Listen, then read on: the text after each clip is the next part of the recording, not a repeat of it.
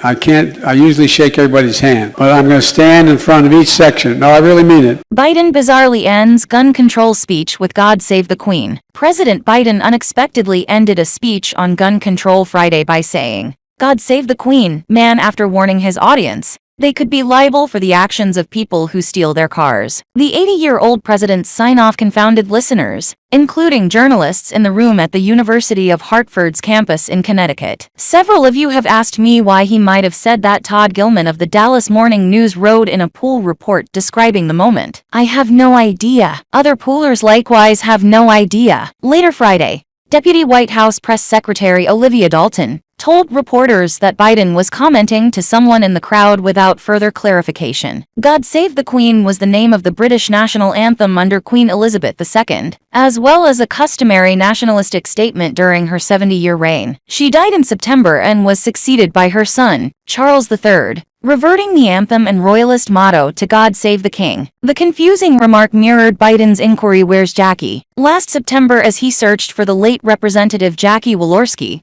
R. Indiana, despite publicly mourning her death, and even calling her family to offer his condolences a month prior. When reporters raised questions about Biden's mental acuity after that gaffe, Press Secretary Karine Jean-Pierre would not concede the president misspoke, and said Biden was looking for the dead congresswoman because she was top of mind. Biden's speech Friday focused on his call for new laws to ban AR-15-style semi-automatic rifles and high-capacity magazines, and to make gun owners liable for the unsafe storage of their weapons. "If any one of you drove up to the parking lot here today, got out of your car, left a key in your car, and a kid comes along 13 to 14 years old, gets in your car, takes it on a joyride, and kills someone, guess what? You're liable," Biden said. "Why should that not be the case if you don't lock your weapon?" On the contrary, the Insurance Focus Claims Journal says, the majority common law rule among the 50 states is that the owner of a stolen vehicle will not be held liable for damages when the vehicle is stolen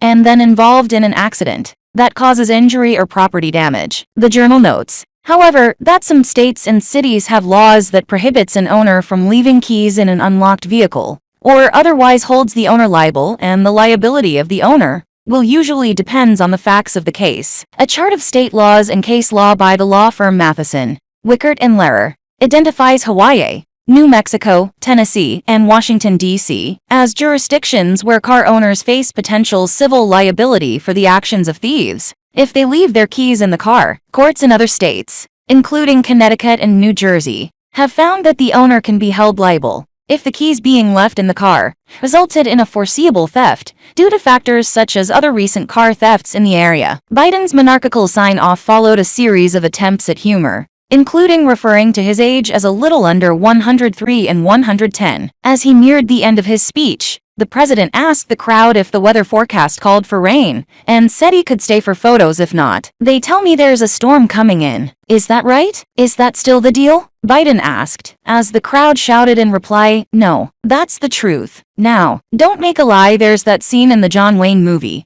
Don't make me a dog-face lying pony soldier." Biden proceeded to stay for photos ahead of a fundraiser in Tony Greenwich later in the day.